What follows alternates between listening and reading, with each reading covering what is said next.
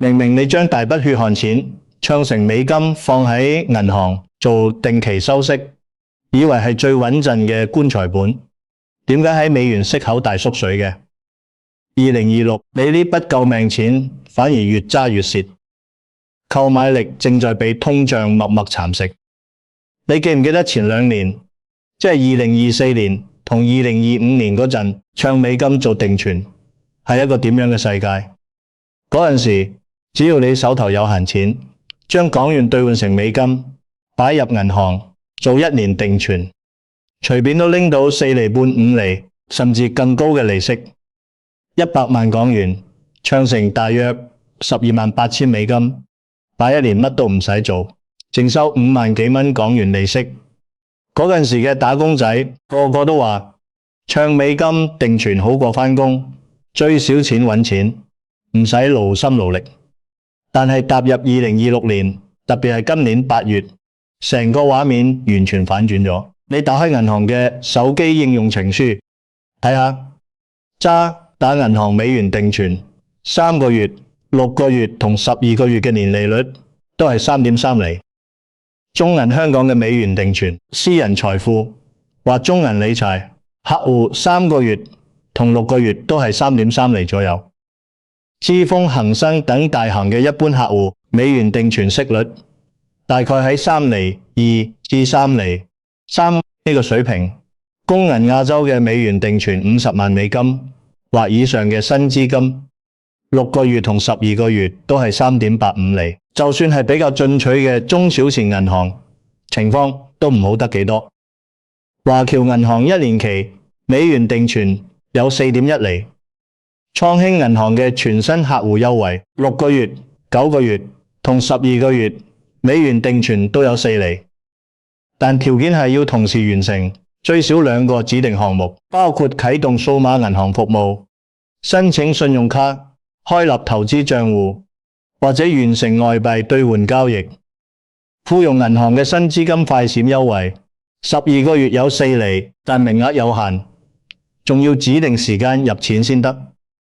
南商嘅兌換資金優惠3個月、6個月同12個月都係4厘，但要透過兌換資金先至做到。表面睇，市場上仲有所謂4厘軍團，甚至有1年期去到4.1厘嘅高息，但你要睇清楚，呢啲高息絕大部分都係有附帶條件嘅，要做新客戶，要完成指定項目，要兌換指定金額嘅外幣，要係特選理財客戶。對於一般嘅現有客戶，一般嘅打工仔嚟講，你嘅1年期美元定存息率其實只係得3厘2至3厘4呢個水平。仲要留意，有銀行甚至開始減息。平安數字銀行長線降息，1年期勁減0.45厘，4個全期齊報3厘。星展銀行都勁削1個月及2個月0.45厘，齊跌到2厘9，成個趨勢係向下走嘅。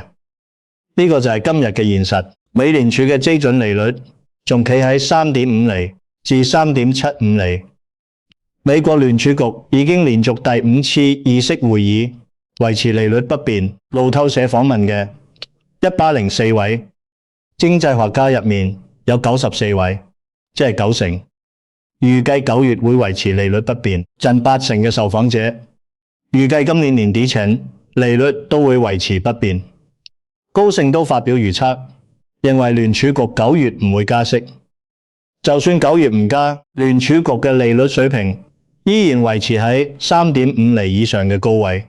但香港嘅美元定存呢，1年期嘅息率由以前嘅5厘水平跌到而家嘅3厘2至4厘1。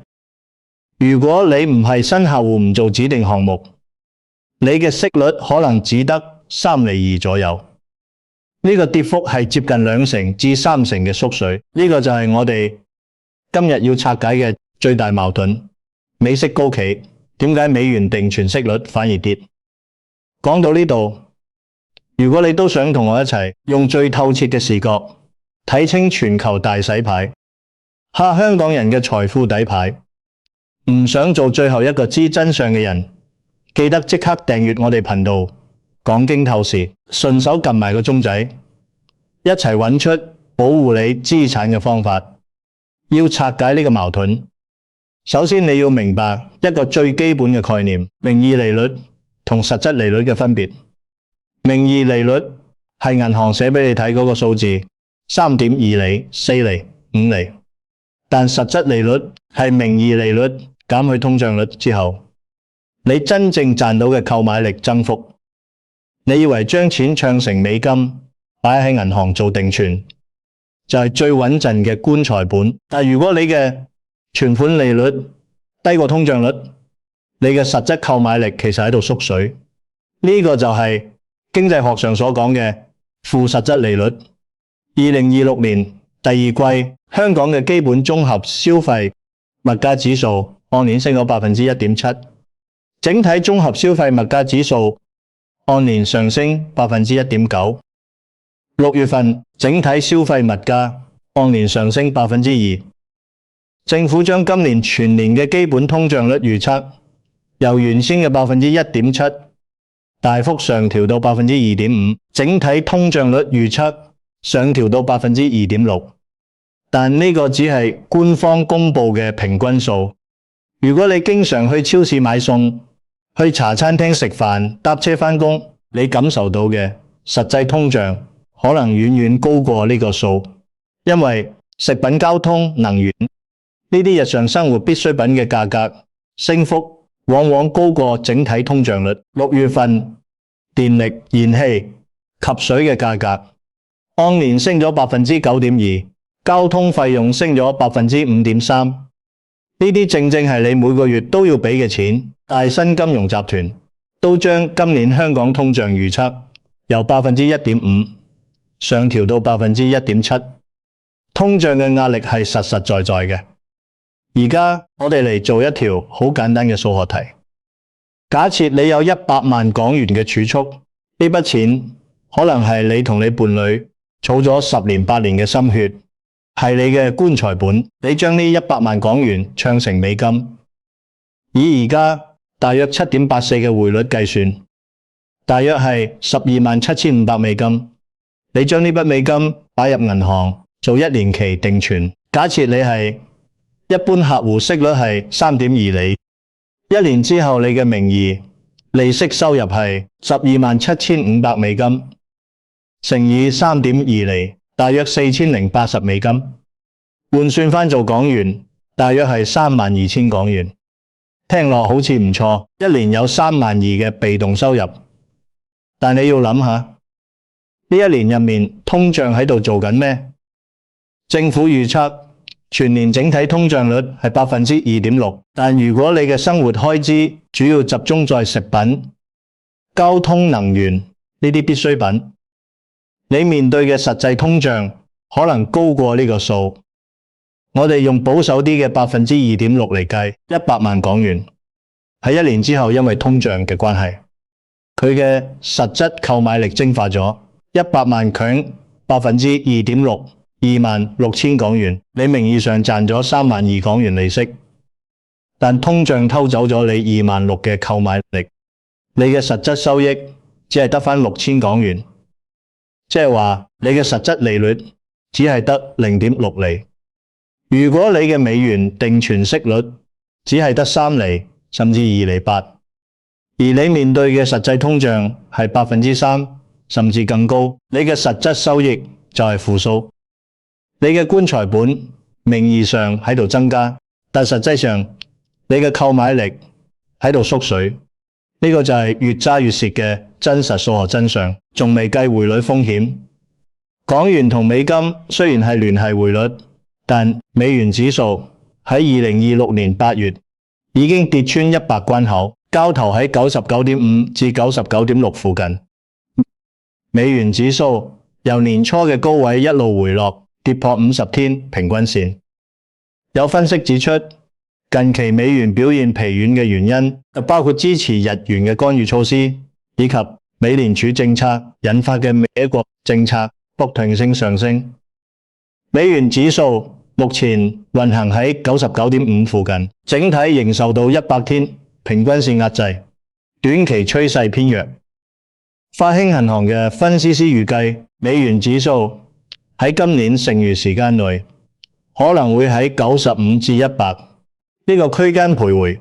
花旗銀行嘅預測亦都顯示美元指數喺未來3個月嘅預測為100。瑞人財富管理都認為美元有望隨着時間推移而走弱，即係話就算你將港元唱成美金，美金本身都喺度貶值。當你1年後將美金換返港元嘅時候，你可能會發現你換到嘅港元比你想象中少。呢個就係賺息蝕價嘅風險。近期美國嘅就業同通脹數據都出現放緩跡象，市場對聯儲局短期收緊政策嘅預期，進一步降低美元嘅利率優勢，因此受到削弱。市場對聯儲局下一次會議加息嘅定價已經降至大約3.5%，比起1個月前大約4.7%嘅水平明顯下降。美元嘅支撐正喺度慢慢消失，將呢兩樣嘢加埋一齊，銀行減息、通脹蠶食、美元走弱，你嘅棺材本其實正喺度俾3把刀一齊割。你以為自己好穩陣，實際上你嘅購買力正喺度被合法無聲咁蒸發。仲要諗多一層，如果你將筆錢擺喺銀行做3年定存，而利息由以前嘅5厘跌到而家嘅3厘，23年嘅總名義利息收入由15萬跌到大約9萬6，蒸發咗5萬4。但呢個只係名義上嘅損失，如果計埋通脹嘅複合效應，3年之後你嘅100萬本金嘅實質購買力可能只係相當於今日嘅92萬左右。你嘅棺材本3年之間唔見咗8萬嘅購買力，呢個就係溫水煮青蛙。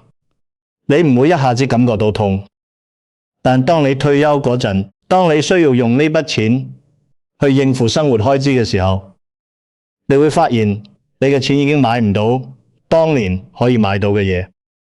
喺呢度我想問下大家，你哋手頭上嘅退休金儲蓄目前主要放咗喺定期強積金，定係有做其他配置？你哋有冇感受到近年物價上漲對你存款購買力嘅蠶食？歡迎喺留言區一齊傾下。講呢度你可能會問，點解銀行要減美元定存息？佢哋唔係應該要搶存款咩？答案係銀行唔再需要你筆錢啦。香港銀行體系嘅總存款額超過19.9萬億港元，銀行體系嘅資本充足比率超過20%，流動性覆蓋比率超過160%，銀行根本唔缺錢。佢哋嘅問題係有太多錢擺喺度借唔出去。傳統上，銀行願意俾高息吸定存，因為佢哋可以將呢啲資金以更高嘅息借出去賺取差價。但而家嘅問題係，香港嘅借貸需求雖然有復之非跡象，但仍然相對疲弱。傳統嘅零售、餐飲、中小企借貸需求仍然低迷。物業市場方面，雖然第二季交投量較上一季顯著上升19%，但整體成交依然未回到疫情前嘅活躍水平。銀行手頭上嘅頭寸非常充裕，既然借唔出去，銀行點解要繼續用高息去搶存款？佢哋當然會選擇降低定存利息，節省資金成本。呢個就係美元定存利率下跌嘅最直接原因。供過於求，銀行唔需要你筆錢，佢哋甚至唔想你擺太多錢入嚟，因為擺入嚟，佢哋都要俾利息你。呢個就係一個典型嘅資金泛濫、缺乏出路嘅困局。銀行唔係冇錢，而係有錢冇地方放。結果就係銀行一齊降低定存利息。而呢個降低利息嘅動作，其實仲有一個更深層嘅目的。你諗下，當銀行將定存利息由5厘降到3厘2，你仲會唔會滿足於將所有錢擺喺銀行？當然唔會，你會開始周圍揾其他投資機會，可能會去買股票，可能會去買債券，可能會去買樓。呢個就係銀行同政府嘅如意算盤，透過降低存款利息，迫使資金流入其他資產市場，去支撐低迷嘅樓市、股市，或者去認購政府發行嘅債券。銀色債券就係一個最好嘅例子。2026年嘅第11批銀色債券，保證回報率高達 4.25 厘。呢個回報率遠勝銀行美元定存。政府透過發行高息銀債吸引資金，由銀行定存流入債券市場，為政府嘅財政開支提供資金。換句話講，你以為將錢唱成美金，擺喺銀行定期最安全，但喺銀行逆向減息嘅操作下，你嘅定存利息其實正在俾銀行生生蒸發，而呢啲被蒸發嘅利息，正正就係銀行同政府用嚟逼你資金重新配置嘅工具。講完銀行減息嘅底層邏輯，我哋再將視角拉闊啲，睇下全球大資金喺做緊咩？全球央行主權基金正在做緊一件好反常嘅事，佢哋正在瘋狂拋美債囤實物黃金。點解？因為佢哋已經睇清楚，以美元為首嘅信用貨幣系統正處於一個歷史性嘅信用稀釋期。美金呢種信用貨幣，佢嘅價值完全建基於對美國政府嘅信任。但當美國政府嘅債務突破40萬億美金，每年淨係利息支出就超過1萬億嘅時候，呢種信任正在急速流失。世界黃金協會嘅數據顯示，全球央行嘅黃金儲備持續增加。呢啲央行買金嘅目的係咩？就係要減低對美金呢種信用貨幣嘅依賴。佢哋要揾一種冇政權背景、唔需要任何國家信用背書嘅硬資產嚟做儲備。與此同時，全球去美元化嘅步伐正在加速。多邊央行數碼貨幣橋已經進入真實交易階段，實現繞過美元系統嘅點對點本幣清算。人民幣喺跨境收支中嘅比重已經超過 50%。呢啲發展話俾我哋聽，全球最聰明、最有資源嘅資金正在撤離以美金為首嘅信用貨幣體系。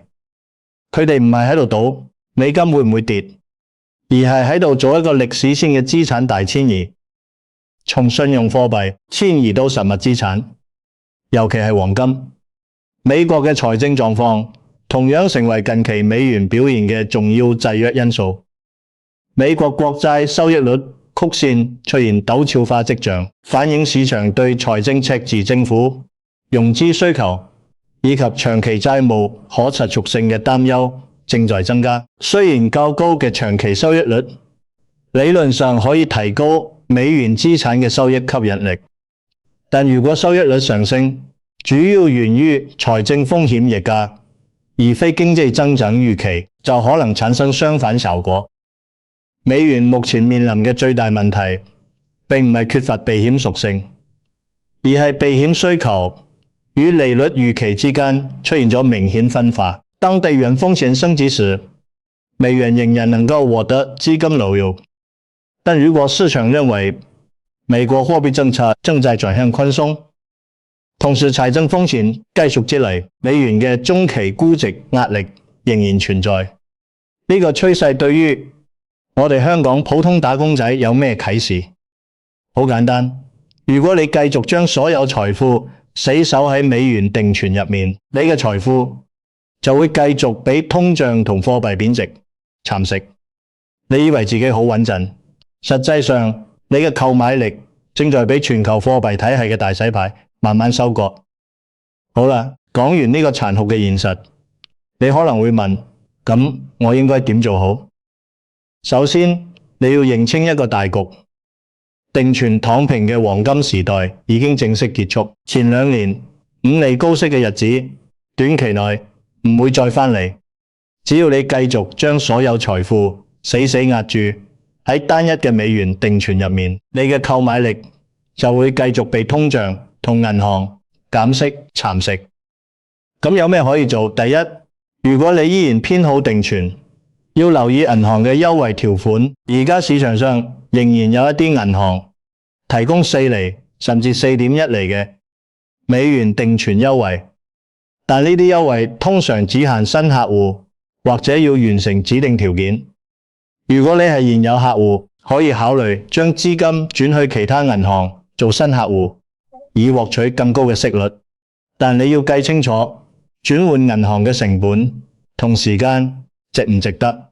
目前1年期美元定存，華僑銀行有4.1厘，創興富融、南商等都有4厘，3個月同6個月存期。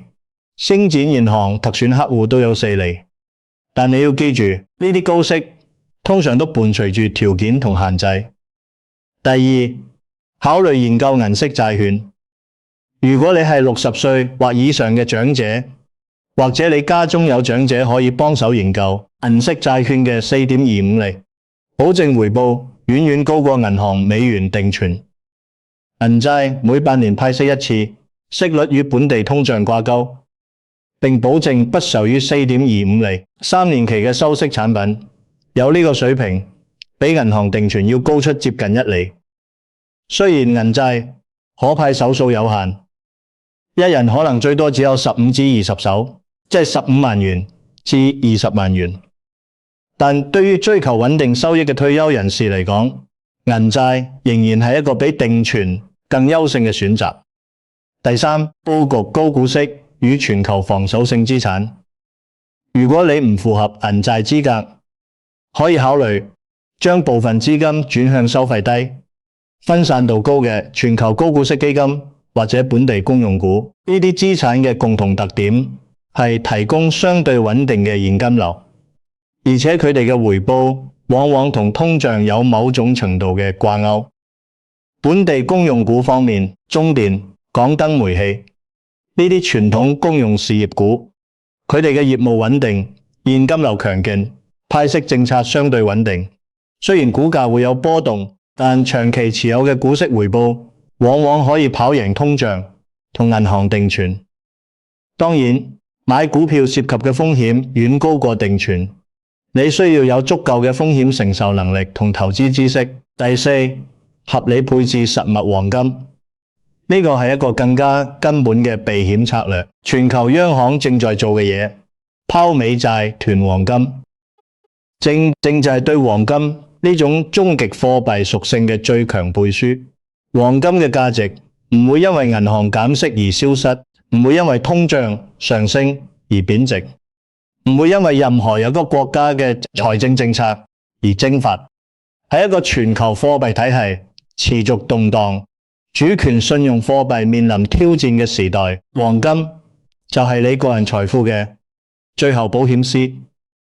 你唔需要買好多，但你嘅資產組合入面一定要有一啲同任何主權信用都無關嘅硬資產。第五，保留足夠嘅現金流動性。雖然定存利息低咗，但你唔應該將所有錢都鎖死喺長年期嘅定存入面，你應該保留一部分可以隨時調動嘅資金，以應對突發嘅個人急需或者投資機會。當市場出現恐慌性拋售、優質資產被賤賣嘅時候，守一現金嘅人就係贏家。第六，學習大戶思維，做好資產分流，適度配置全球化、抗通脹嘅多元化被動收息資產。呢個唔係叫你將所有錢換晒做外幣，而係要你有一種全球視野，意識到你嘅財富安全係同全球金融體系嘅穩定息息相關。你可以考慮將一部分資金配置喺同港元、美金關聯度較低嘅資產類別，例如其他主要貨幣嘅定存、全球性嘅指數基金或者實物資產。目標唔係追求高回報，而係確保喺信用貨幣大洗牌嘅時代，你同家人嘅資產購買力依然穩固。晚年有尊嚴。講到呢度，你可能會問，咁我係咪應該將所有錢都拎走，唔再擺喺銀行？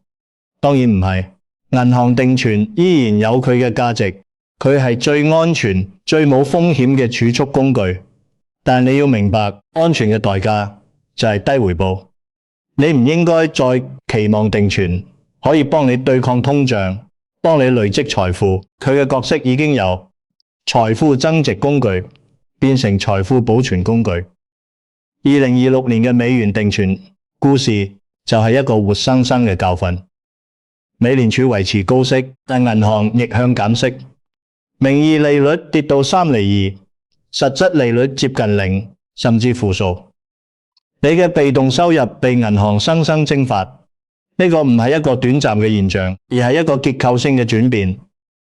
香港人行義嘅資金過剩、借貸需求疲弱，將會持續一段頗長嘅時間。而你作為一個普通嘅打工仔，一個普通嘅存戶，你只有2個選擇：一係接受現實，繼續將錢擺喺銀行，接受低息同購買力比蠶食嘅命運；二係主動出擊，學習新嘅理財知識，將資金配置到更能夠對抗通脹、更能夠產生穩定現金流嘅資產類別入面。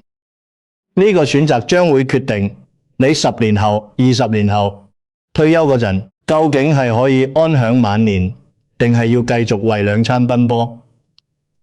聽完我呢番分析，相信大家對美元定存息率大縮水，以及你個棺材本越揸越蝕嘅殘酷真相，有咗最清醒、最實事求是嘅認識。如果你覺得今日呢啲數幫到你睇清前路，保護到你同家人嘅辛苦錢，請幫手俾個讚，同埋分享俾身邊關心財富安全嘅朋友。仲未訂閱嘅朋友，記得撳埋訂閱。我哋一齊用最透徹嘅視角睇清全球經濟同你個人財富嘅底層邏輯。我哋下次再傾。